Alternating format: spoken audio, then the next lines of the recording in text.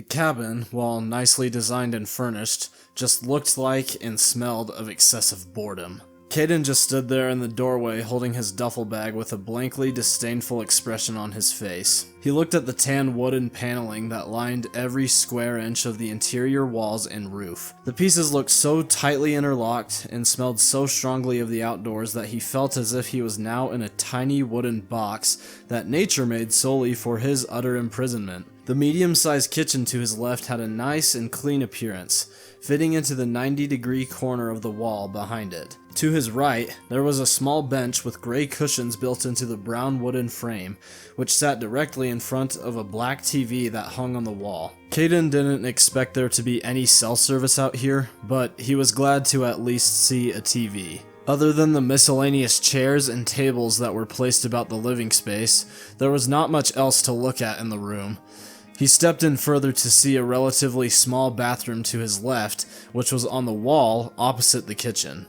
It simply contained a sink, mirror, toilet, and shower stall with a brown curtain. Directly across from the front door was a small loft, which seemed like the perfect place for Kaden to hide and wallow if the bathroom was occupied. But worst of all, right below the loft was a fairly large room with two queen-sized beds on opposing sides of the room. It had just occurred to Kaden that he was going to end up sharing a bedroom with Logan. He leaned his head back, taking a deep breath as he tried to remain stoic and indifferent about his predicament. "Whoa, this place is nice," a luggage-clad Logan says as he stumbles in through the door. "And it smells like...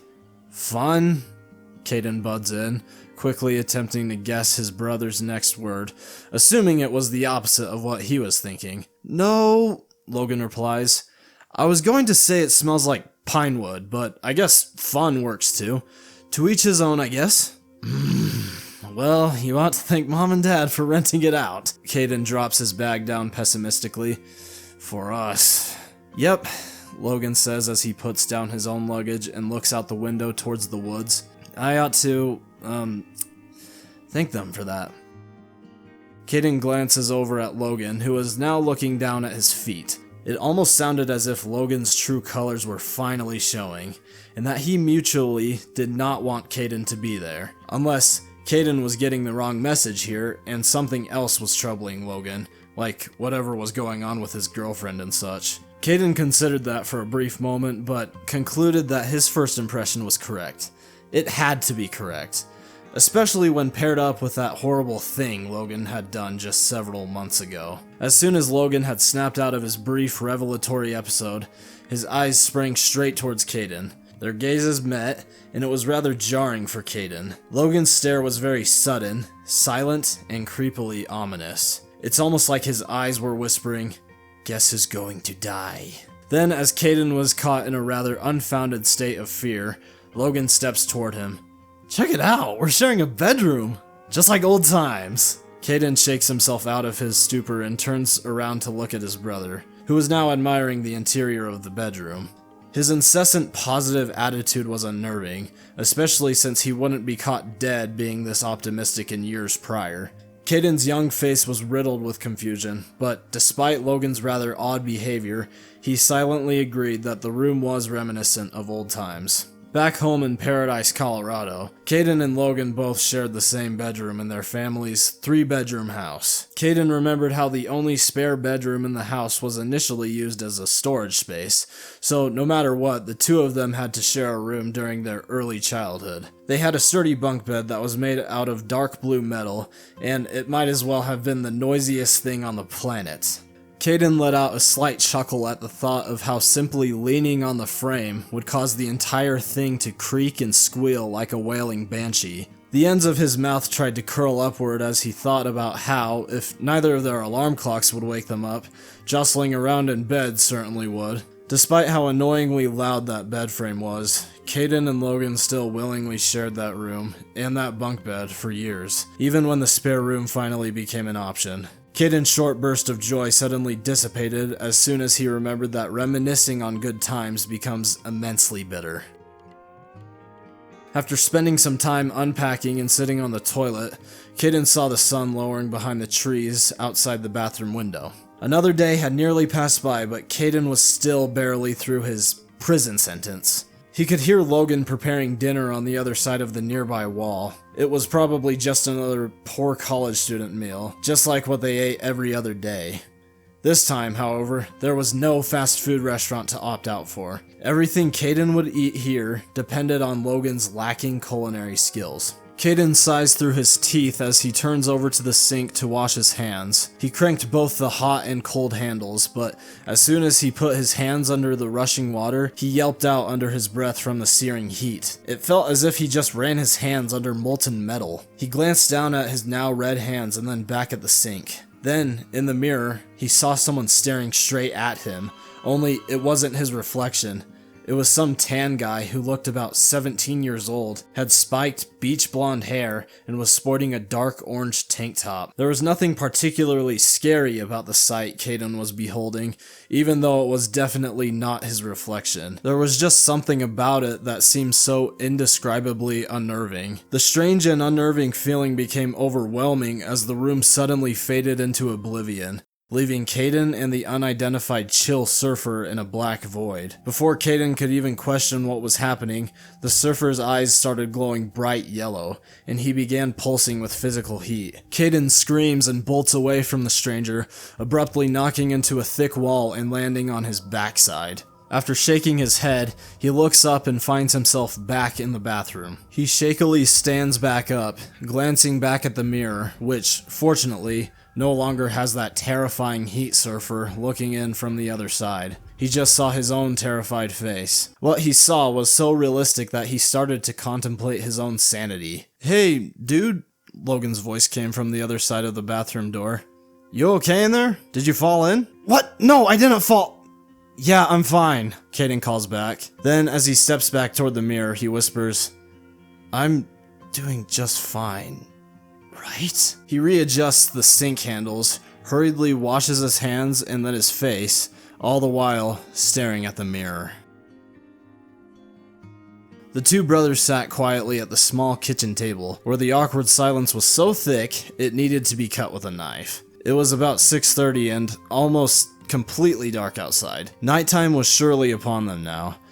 Logan sat across from Kaden, absolutely demolishing his bowl of ramen noodles with his speedy vacuum of a mouth. Kaden was doing the exact opposite, slowly fiddling around his own bowl of noodles as if it were disgusting school lunch slop. "Sorry we're having noodles again," Logan says after gulping down the last of his food. "Cooking food isn't exactly my specialty. Eating it, well, that's a different story." He proceeded to swing up from the table, empty bowl in hand, and then walked over to the stove for his 100th serving. He says, "Anyway, you want any more of this?" All Kaden could think about was that horrible fever dream he had earlier, not to mention the dream he had earlier on the drive there. They were both shredding him up inside with all sorts of thoughts and questions. Was he losing his sanity?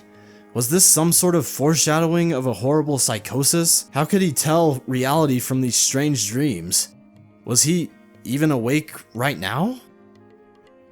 "Yo, bro!" Logan's incessant calls finally shake Kaden out of his stupor. "Holy crap, I really am losing my mind," Kaden thinks to himself as his gaze suddenly met Logan's confused face. All he could utter was, "Huh? I asked if you wanted any more of this," Logan replies, nodding his head toward the pot of noodles. "I know you like this stuff just as much as I do." "Oh, Kaden says, glancing back down at his untouched food. "I think I'm good. I'm just not that hungry, I guess."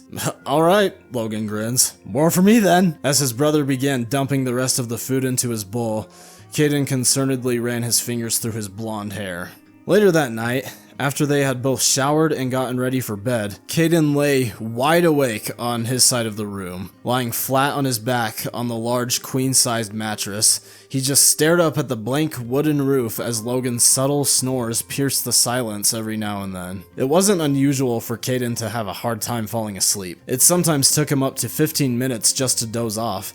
But this time was incredibly different. He hadn't recently checked the time, but he guessed it had been about an hour since he first laid down. "Great, I'm losing my mind, and now I'm becoming an insomniac. I guess that's what I get for having terrible sleep habits. Boredom simmered within him, and the plain decor of the cabin only made it that much worse. He browsed his memories in hopes of coming up with any genius strategies to help himself fall asleep. For the next hour, he tried listening to white noise, which only seemed to intensify Logan's snoring. Then he tried meditating and even counting sheep. To Kaden's dismay, none of them worked at all, and he was out of ideas. Come to think of it, he didn't even feel remotely tired.